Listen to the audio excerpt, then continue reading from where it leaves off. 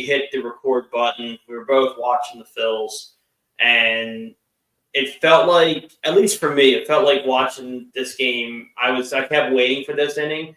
I didn't think Christopher Sanchez looked nearly as sharp as he usually does, and he was kind of skating by, escaping, and then the wheels finally came off this inning, which kind of sucks. I mean, when you're up 4-0, I kind of threw this game on cruise control, especially the way the Phillies have been playing. 4 runs is typically more than enough, but would not be the case at the moment. But I know you had a beef with Whit Merrifield, too, for airmailing one over into the stands. It's just one of those days, man. I'm surprised Sanchez lasted as long as he did. Everything felt like it was getting barreled by any Red Sox player. He didn't have full command. I don't know what's going on, but hopefully he rebounds. Just a rough outing for him, and hopefully the offense could get a couple of them back. Yeah, we'll deal with today as we get to it. I want to know how you felt about taking a split across the ponds with the Phils. I thought that should have been. I thought the expectation was you take both.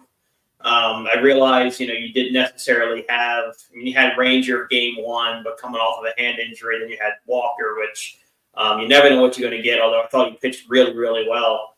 So you didn't have, your 2 horses, which you kind of would like to have on, a premier trip like that. But I still thought that easily should have been 2 out of 2 for the Phillies. That second game was vintage, I guess, like pre-2022 vintage Phils. It kind of felt like. I could get behind with that one. I could get on board with that. That's kind of how it felt. You had all the hits, dude. You had the offense going stale. Until probably, what was it, the 6th, they started going run for run with the Mets, which I appreciated. But you had a slow start offensively. You had the bullpen come up to here with Gregory Soto. I don't care what he was in Detroit. He just hasn't been that here. No. You can't use him the way you would use Alvarado, Hoffman, Strom. I kind of put him more in the Seranthony Dominguez camp, where he'll have nights where he dazzles, but they're not the majority. I think Seranthony could put it back together like he had that one year, but like Soto, I just can't. There's more flashes with Seranthony than there is Soto. We'll just put it like that. Yeah, and I love Caleb Cotham as a pitching coach. I think both Kevin Long and Caleb Cotham are a huge reason why this team is so successful. It kind of brings you back to Jim Schwartz and Frank Reich with the Doug Peterson staff across the parking lot, where Rob Thompson's an excellent manager, and we're extremely lucky to have him. But he's also very fortunate to have 2 great coaches on both sides of the ball. But it does feel a little bit like Soto gets a longer leash because he has this electric stuff. Matt Strom is a really good pitcher. That's not to say his stuff isn't electric. I mean, obviously, he had to get up a run in 28 innings. But you feel kind of like Soto gets these higher leverage situations because of what he could potentially do, when I'd much rather have Strom come in, throw 95, 96. But you have a guy who has to get up a run in 28 innings. Like, put him in high leverage. Yeah, it kind of puzzles me, and I don't know what's going on in there. Maybe we'll hear more in the coming days and weeks, but Gregory Soto at its peak would, I forget what he was. He was an all-star in Detroit. Yeah, he was an all-star. Yeah, that's what it was. He's an all-star in Detroit. And, is that in there? Probably. Is it ever going to come back out? I don't know. I don't either, but I have a hard time continuing to give him these big situations when you have Perkering, who is just devastating. When Seranthony's right, he's untouchable. Alvarado had a bad series in London. We'll call it what it is, but by and large, he's as consistent as they come out of the bullpen. Hoffman's consistent. I don't know. I have a hard. I can think of 4 or 5 guys off the top of my head who I'd rather put in Soto in that stretch. And that's actually one area where the Phillies are really deep is the bullpen. Once you start venturing outside of that, this team is really starting to get hit with the injury bug at the best time possible, I guess. I mean, you really kind of wanted to hit during the dog days of summer and have everybody back for August. But, I mean, you're talking about a team without Trey, without JT, and now also without Brandon Marsh. It's worked so far, but how long do you think they can keep sustaining, these winning ways without three of their key guys? As long as the pitching keeps going, that's the answer. I mean, these guys, David Dahl has been really impressive. I gotta shout him out. He's been awesome. But we've struck gold how many times now? It's the gold rush is going to stop, and these guys are going to be who they are. And I just think as long as the pitching keeps going, the top of the order, if Castellanos could get it going, he's looked pretty good tonight. He almost had an inside the Parker. They should have sent him. Dude. Should have sent him. So he's turning it around. You have Bryce up there. Hopefully Stott starts to rebound. But yeah, I mean, I think as long as the pitching staff is good, we keep it. We keep it afloat. Yeah. We were just saying, obviously these guys aren't going to continue to be. I mean, right now we have 4 of the top 6 pitchers in terms of ERA. I mean, I think it's awesome. It's just we're not going to stay that high. I think we saw Christopher Sanchez come down to earth a bit today. Ranger's been dealing, but I mean the pace he's at would be one of the greatest seasons in MLB history. So he'll probably regress to the mean a little bit. Wheeler's probably going to. Wheeler's won. If you look at their numbers since May, Wheeler's actually since the what was it? I was like since I want to say it's maybe May 11th. Anyway, there was a date where Wheeler's actually the hottest right now, where Ranger had a sensational start to the season to kind of skew the numbers. But you're right. I mean, if these guys can continue to shove, continue to keep opponents under 3, I think we can hang in there. But it is getting a little bit tricky because, we got lucky replacing Trey. Mundo Sosa stepped up huge. Mm-hmm. And then with Marsh, you said, Dahl was huge. Whit Merrifield started swinging the bat better. But now you got to have Whit play pretty consistent minutes, consistent innings. You have David Dahl getting consistent innings. And then now your catcher situation is Rafael Marquand, who hasn't played in the big since 2021, and Stubbs, who I love as in a backup capacity. But he's no JT. No JT, but that's hard to do. I mean, it's like I said, it's starting to burn out a little bit. Like Whit, we know what Whit is. Sure, he had a nice hit tonight, but like, is he really gonna be that big of an impact for you? Is Dahl gonna stay this hot? He looked great in the field today too. He had that nice assist on Tyler O'Neill at second base. Dahl's hitting 417 since we brought him up. I mean, if this was MLB The Show, I'd say keep it up, but like, it's not MLB The Show. And if it was MLB The Show, you're selling high. Like, I'm trading them tomorrow on the show while the value's up. That's fair. I mean, yeah, it's getting depressing a little bit, and I know we're still in first place, and I know it's just getting a little depressing here. It's a good time for it to happen. Like, I'm really glad that JT took the route that he's taking because we've seen. I mean, we're both Sixers fans. We've seen it so many times where you limp Embiid through the season, only for the bottom to drop out around April.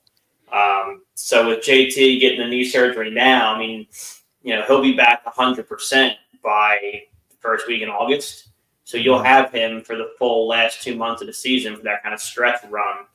At that point, try to really bury the Braves. Trey Turner, they said, could be back by the weekend, which would be a huge boost. Although he wasn't really the problem because Sosa's swinging a hot bat. No, that's not the problem there. No. Marshy, you would really like to get back. I mean, Dahl is playing really well, but there's just something about. I think Brandon Marsh's fielding is superior. There's something about him in the clubhouse too. I think the guys respond to, but. What sucks is the guy who just went down is the one you're going to miss the most. Is JT. He calls a phenomenal game. He gets a lot of credit for the fact that our rotation is as good as it is. He's a power hitting catcher. He's consistent. He can run. I mean, that's going to hurt. Yeah, it's going to hurt a lot, especially when we get to that the bottom of the order was already a problem for us last year. And now it's just. JT was hitting middle. I know, but now we drop Stubbs Yeah. into the Yeah, bottom. now you're only really strong through 6. Like Stott's hitting 6, I believe. Then you got to go through. You got Rojas, who's dicey. Stubbs, who's dicey.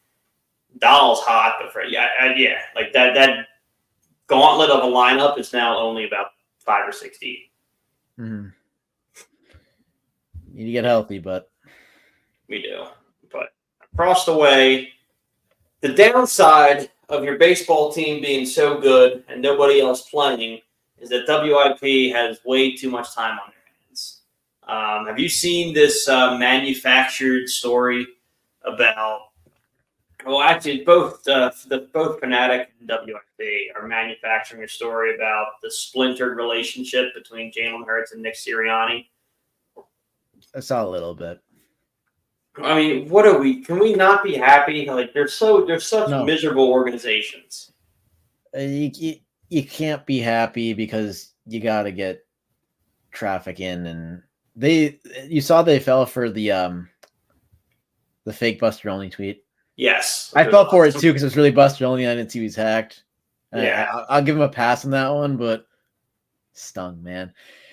I mean, can't we all just be friends, have nice things, have winning seasons, have our teams win titles? Can we just Yeah, like we're in the middle of one of the all-time great Phillies seasons. We're up 10 on the Braves, which is, in baseball, the team, I get the Mets and it's whatever, but the Braves are the hate. I mean, the Braves are the Cowboys to the Phillies right now. Like that is the team you want to bury and see miserable. You're up 10 on them. Your team is the number 1 team in baseball.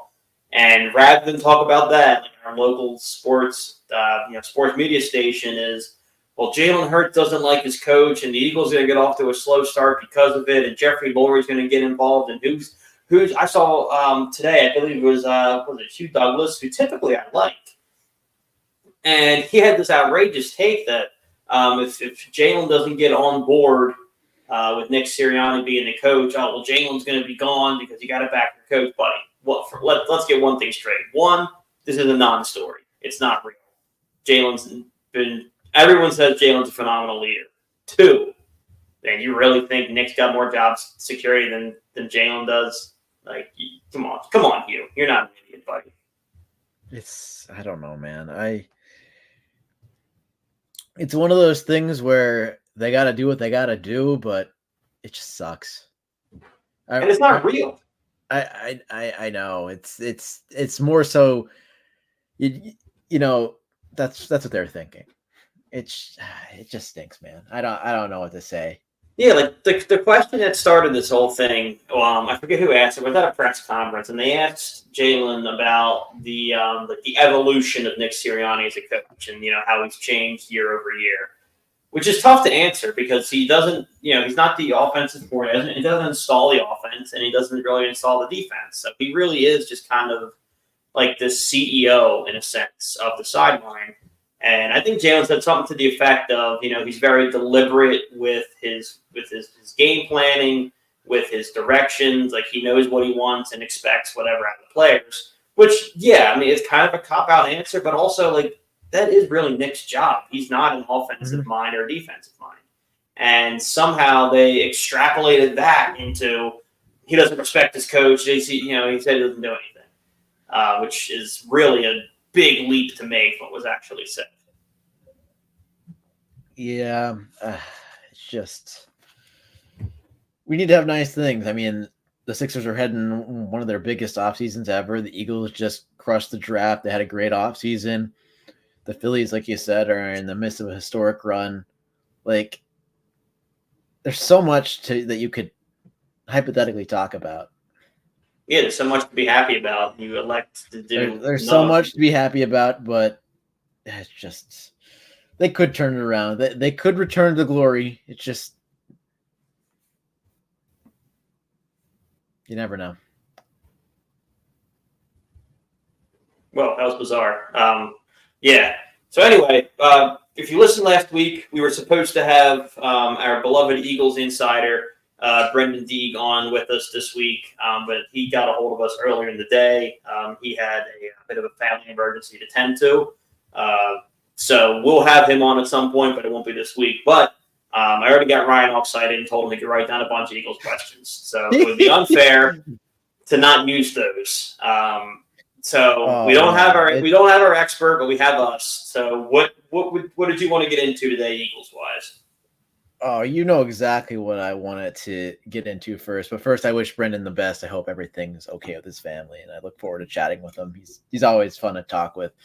But I want to talk about the off-season cornerback, discussion heading into this year because man, oh man, like I was writing an article and I realized I don't know who we're gonna cut at corner.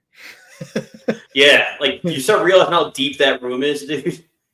Like anybody we cut is not clearing waivers. No, and I mean, what would we have on roster? 14 right now, I believe. Yeah, it's absurd. It might be 15. I think it's 14. If I'm missing one, that's my bad. But you got to think, how many of these guys are you actually going to keep? I mean, is Bradbury actually going to play safety? No. I know he's not going to waste reps. Whoa. All right, we'll get back to the Eagles. It's 8-4 Sox. We're in the 6th now, so we're going completely off the rails. Anyway. Off the rails. We're gonna get off the rails here anyway, real soon. Because I mean, if you look at it, I'm gonna pull up is there like a depth chart for like training camp? Because I got it pulled up here. It's the Eagles 2024 depth chart. All right, let's see here. You got to think Quinyon Mitchell, Cooper DeJean, they're key. Wow! I just pulled that up. That is Alshon Jeffrey on it. Okay, Bing. All right. Yeah, so right now the way it's listed on ESPN doesn't mean anything. You have Quinyon Mitchell starting on one side, Slay starting on the other. Behind Mitchell is still listed Bradbury, but they're going to probably move him to safety or move him altogether. And then you have Avonte Maddox listed as a backup to Slay on the right side. Right now, Cooper DeJean is your second free safety, according to the depth chart. I don't think that sticks. I think they want him on the outside. No, looking at it, I mean, Darius Slay is a lock. Quinyon Mitchell's a lock. Cooper DeJean's a lock. I don't know about Avonte Maddox. I don't know about James Bradbury. Keely Ringo's a lock. Isaiah Rodgers, from what I hear, is playing. The buzz says he's a lock. Yeah. And then I think anyone else. I don't even think Avonte Maddox is safe. But haven't I heard he's been out on the golf course with the team? I mean, that sounds like pretty good signs if you ask me. I would really like. I mean, the team's getting deep quick. I would really like to see Sidney Brown back, but I just don't know what his place is. No, I don't know what it is either. I mean, Reed and Chauncey Gardner-Johnson have that locked up pretty, nicely. And, if you need to play Cooper DeJean there, Cooper DeJean can play there. He has flexibility. So, well, I think that's the only place you might be able to justify keeping Brown is right now DeJean's listed as your second free safety. If you bump him down to take Avonte Maddox's spot, I think they should. As depth on the corner, then all of a sudden you free up a spot to keep Sidney Brown as your backup safety. The site I'm looking at right now has Isaiah Rodgers as our kick returner. I'm looking at Arlad, so I don't know how accurate that is, but he might have been taking reps. I really got to look into Eagles training camp too in depth. Like I see the headlines coming out of it. We'll talk a little bit about that in a few minutes, but yeah, you would think Cubby would be returning kicks again, right? He's listed as a punt returner, so at least the kick return rules are changing. So yeah, maybe not. We'll still see him back there as punt returner though. But yeah, I think if I were to make the depth chart right now, I would say the two rookies for sure. I list DeJean as a corner, Darius Slay definitely, and then Keely Ringo. That's four. I'd say that's 4 locks. Rodgers would be number 5 based on hype and buzz, and then, I mean, is it Maddox? It comes down to Maddox or Brown, probably. I think you're looking at, Josh Jobe. It's been fun. We'll catch you later. Zach McPherson, same deal, been real. Bradbury, I don't think there's any shot he breaks camp with the team. So there's likely your cuts. I want to talk briefly about a guy who's not on the Eagles, but was very recently. Man, what did Howie Roseman know that apparently nobody else did with Hassan Reddick? I saw his tweet today. Was that him, or am I going back into Twitter jail? No, I think you're right. Well, I mean, I saw one where it's talking about like, y'all pretend to know what's going on, believe all these lies or whatever. That's the one I'm talking about. But like, bro, they're not lies. Your head coach said it in a press conference. You were expected to be here. You're not. The only lie might be that you guys weren't talking at all. Yeah, they said there's been no contact. I mean, I don't blame Hassan Reddick at all. I mean, he said, I want a new contract. He got traded to the Jets. He received no new contract, so he's just like, okay, I'm not going to show up. I mean, it's pretty simple what's going on here. It's yeah. Howie was never going to give him the contract. Reddick knew that. He asked for a trade, and now here we are. So, yeah, I mean, and look, I don't blame him necessarily. Get your bag. But I just think if you look at the way, I mean, I know the way Howie spends, but like if you're in this organization, you look at the way the Eagles handle what they consider to be their core guys, and you look at the way the Jets tend to manage their stars. I know he didn't have a say in where he went, but if you're looking at the NFL landscape and you want to get a bigger deal done, I like my odds here better than most other places. I mean, look at what they've spent this year. Granted, on younger guys, but the Jets were never going to give them that. Look, I don't use the Jets for that comp. I think it was Matt Miller. It's a perfect comp because I've been talking about it, at least in my friend group all offseason. What are the Cowboys doing? They're just chilling, dude. They're chilling, but every waking moment that they chill, the price for CeeDee Lamb and Dak Prescott go up, up, up, up, up, up. Micah Parsons, same thing. I'm okay with it because I'm an Eagles fan, but like, it's just, great. I just want to point that out. You signed your young players. That's what Howie's doing. He got ahead of the market on Devontae Smith. I mean, he got around 25. Jalen Waddle got more. I think Devontae Smith is better than Jalen Waddle. I still think Jalen Waddle's incredible. Yeah, Devontae got 25, and then Waddle got 28. AJ got I forget what he got. Then AJ, I believe, got 30. Well worth it. Yeah, but that's the thing. You set the market. If you're a good GM, if you're a good team, you don't wait and it doesn't go down. No one's ever negotiated down. My big one with Howie was the Landon Dickerson deal. We saw him sign the Dickerson deal. Everyone's like, oh, it's so bad. And then boom, 30 seconds into free agency, Robert Hunt, Damian Lewis, and all those guards sign places. And you're like, oh, he got a deal. Yeah, he's immediately outside the top 5. He pretty instantly too. I mean, what Howie does working the cap and working everything, it's just insane to watch. And these other teams need to take notes. I mean, there's so many teams out there that Justin Jefferson got QB money. If you saw his Minnesota deal, I mean, look, he deserves it, but like, I do too. But like, look at it this way: like, if he signs that deal, if Howie screws around like everybody else does, Jefferson signs his deal, AJ Brown's going to want more than what he currently has because he sees himself in that top 5 receiver category. I forget who it was, but someone asked Devontae Smith about the money, and he's like, "I don't care. I'm where I want to be." Well, yeah, that might have been ESP. I'm still well off. Like, I think it was ESP. I'm chasing a title. Like, it's one of those things where it's incredibly good for the locker room, and then you see what the Bengals and the Cowboys are going to be in for with Jamar Chase and CeeDee Lamb, and you're like, we have it pretty good here because we have these guys locked up under contract. We could always negotiate a new deal when the time comes.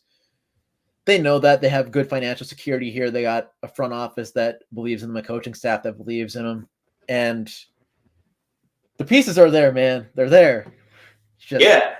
And I think it means something to the players too, that like, before everybody else sets the market, that, Howie comes to them quickly and goes, look, before everybody else signs, I mean, look, at the end of the day, it's a cost-cutting measure, and it's a brilliant business move on Howie's part. But it's also, to the players, it's him showing them exactly what they're worth to the organization. It's not, hey, we're going to wait and hope somebody signs for less and we get you on a discount. It's like, no, the hell of whatever anybody else does, we want to keep you here for the next 3, 4, 5 seasons. And that's why guys sign him. I mean, I love Devontae Smith. Like, to your point with that press conference was great because I believe it was ESP that was kind of prodding about why didn't you take more? Don't do it. Don't you wish you kind of waited it out and took more? And he kind of put something to the extent of like, this is a life-changing amount of money for me. I'm where I want to be. I'm with the team I want to play for, and my life will never be the same because of the contract. I'm good. Which is such a mature way to look at it. I mean, when's he going to be he's going to be young enough to sign a second one anyway. Yeah, dude, he'll get another monster deal. It's only a 4-year deal. Yeah, he'll be what, 28, 29? Yeah. Well, it's a 3-year extension with a year left. So yeah, in 4 years he'll hit the market again. Oh, he'll hit it at 30, 31. I mean, that's maybe not. Maybe I'm overstating it a little bit. He'll get at least something because he'll get another 2 or 3 year deal for some solid money. Yeah, but still he could still renegotiate towards the end of that anyway when he's like 27, 28. So like yeah. And like you said, and how he's encouraged to renegotiate because of all this void money that's sitting around. So yeah, maybe that's an incentive for the players. I know it's like kind of fake money, but the team has incentive to resign you, or they take this huge dead cap hit, which the Eagles are still doing today. I mean, Jason Kelce's is huge. I forget who else is a big one that's on the books right now. Yeah, I mean, like, look, let's not pretend like that Howie is the best GM in football, but he also isn't able to create monopoly money. What he's really good at, though, is recognizing when you're in a window and propping it open as long as humanly possible.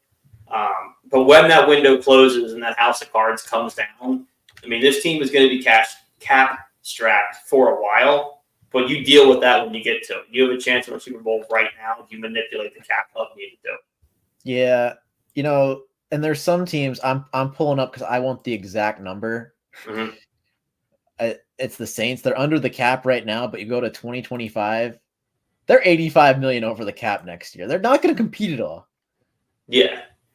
And that year's coming for everybody, I think, but Howie's just better than most at delaying it until after what he perceives to be the championship win. I mean, the Browns are way over. The 49ers are way over. That's why they're struggling with Ayuk or Debo. The trade rumors are out there for those guys. They can't pay them. They can't afford them. And the Brock Purdy extension's coming as well. So it's one of those things where if you have a good window like the Eagles have right now, keep it open as long as you could. I mean, we're going to pay for this. There's going to be that way down the line. If we're still doing this thing in 2031, we're going to be like, dang, that was a good run, but now we're going to suffer. Yeah. But like, you have to. I mean, everybody knows it. It's in 2031, WIP will be furious with Howie about the cap hell that he puts us in. But I mean, you look at 2022, 3, 4, 5, realistically with the way the contracts are sitting, 6 and 7. I mean, he will have given us a 5-season prime championship window where the expectation is at least one Lombardi. That's exactly what his job is. I mean, if your GM can give you a 5-year championship window, it is on everybody else to make sure that you convert on that. Yeah, these cap numbers, like if you ever just get the time to go and look through the cap numbers on the guys that Howie signs, it's just ridiculous, man. Like, yeah, I mean, like I said, it's coming for us. Like, there's going to be a tidal wave at the end of this contract. It's coming for us, but next year we're paying Jalen Hurts $21 million. You live with that. 31 the year after, 41. I mean, the money is gonna come eventually, but he keeps the window open immediately, which is the big part. Yeah, but then you see all these void years. It's just ooh. We only have a couple minutes left, and there's kind of a deep-ish cut that I want to get your opinion on because you're probably the only person I can ask about this. But there's 2 position battles that I'm kind of interested in. So the third receiver, I mean, we obviously briefly had Devontae Parker until he decided to hang it up. So now you're looking at, Paris Campbell right now is slated to be the guy. Johnny Wilson seems to be, from what I've been reading, a more popular pick just because of the frame. And then you still have Ainias Smith, I guess, you could throw in the mix. But John Ross came out of retirement, so you don't know what you're going to get with him. Like, who do you see lining up in that wide receiver 3 spot? Wow, this is, what's really funny? I remember the battle. I was writing about this a week ago. It was John Ross versus Paris Campbell, which is like my group text chat was exploding because you know how I do all the scouting. Yeah, I was huge on these two guys coming out of college. Absolutely over the moon with both of them. They both got premium draft capital and everything. Here's the thing. I still think that there is a productive, good third, not third option, but third receiver in Paris Campbell. Inside of Paris Campbell, I fully believe if he could stay healthy, he could be a nice little chain mover for the Eagles. I mean, it's kind of like a pick your poison. What do you really want? Do you want that speed? Do you want, Paris Campbell's fast too, but he has better hands. And then Johnny Wilson, does the frame entice I like you? Johnny Wilson a lot. And Ainias Smith just kind of profiles as your typical slot wide receiver with his frame and everything, and his work after the catch. It's going to be a really tight race. I think Paris Campbell wins it, and I hope to God I'm right about my priors because it's kind of kicking the bias. It's funny. I was also extremely high on Devontae Parker coming out of college. So I was just having a heck of an offseason, waving the wide receiver flag all over the place. I'm like, I love all these guys. Woo! Yeah, dude. I think if Devontae Parker stays an Eagle, he walks away with the wide receiver 3 spot. I believe so. His talented. Biggest drawback was lack of separation, but no one ever really questioned. His great hands. He has the frame. He can go. He high points the ball well. He just never was able to get separation. But I don't know. There's something I look at this very video game-esque because it's fun that way. That's why I like Johnny Wilson a lot. I love the idea of opposing teams having to find 2 gargantuan corners to deal with A.J. Brown and Johnny Wilson. Similarly to what I thought it was a really great idea to go get God, what the hell's his name? The washed-up receiver we brought in to be the wide receiver 3 last year. Was it Olamide Zaccheaus? No. It's former super Julio Jones. Oh, how can I forget about Julio Jones? I thought that was going to be so fun because he's a big body over the middle, kind of functions as like a second tight end in a sense. So that's kind of why I would like to see Wilson get the same shot at that this year. I was just looking up Devontae Parker's stats because I just want to tell a funny little story. I was really in on him for fantasy. Like, I couldn't quit him. He finished as wide receiver 70, 70, 70 over and over again. Mm-hmm. I'm like, okay, I'm out. The first year I'm out, he finishes as wide receiver 11 on the season.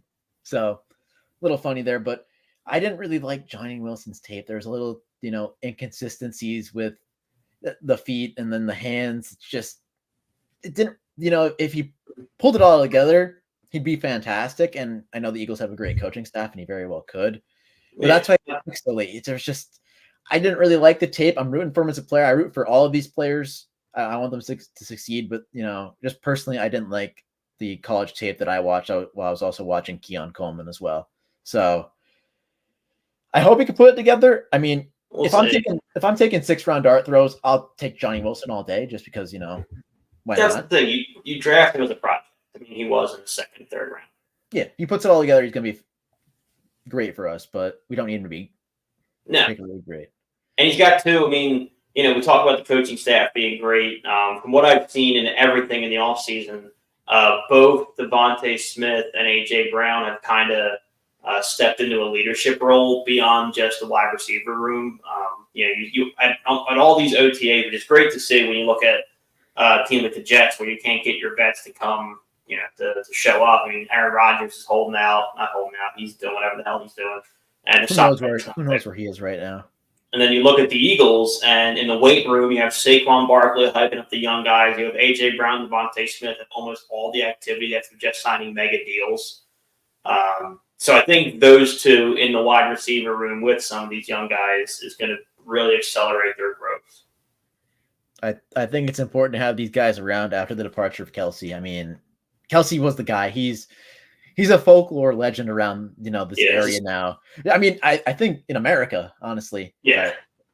And, he was such a big leader. He was always out there. He was always vocal. And we need the next wave to step up. And it looks like Smitty and A.J. Brown are doing just that. Yeah, there'll be two of them. I think the one that I'm most excited and most hopeful kind of takes those reins. I think the guy that's most primed to would be Jordan Mailata. I'd listen to it.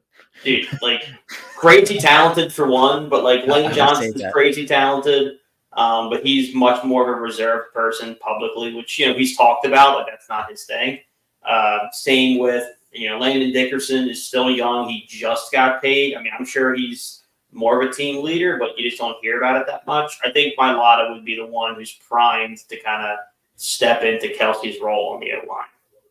Yeah, I mean, someone's got. I mean, Lane is, as much as he hates to say it, it's the time's coming for him. His he's getting old, and he's 34, right? Yeah, and who knows how many great years we'll get out of him. I want to see him go out on top as well, obviously, but I agree with Mailata. It's just one of those things where it could grow the game. We mentioned this last time we were on. I mean, put a game in Australia. Put it there. Come on. Put a game in Australia. Look, I don't even want the credit. Just fly me and Ryan down there. That's all I ask. Put us up, fly us down there, and you can have the idea. I don't even need a rep share on it. No. But for this episode of the Patterson Report, I'm Brandon. He's Ryan. We're back here next week with the man himself, the This You King, Nick Picone. So check in next week. I haven't tweeted out much since then. I can't be this you'd. Yeah, I know. I'm on a hiatus too. I can't have this guy coming at us. This guy, if I tweet something now that I'm talking crazy, he's just gonna eagle eye me from across the room and just hunt me down. So don't miss that one. The This You Assassin, Nick Picone, on next week. Until then, this has been the Patterson Report. We will see you then. Peace.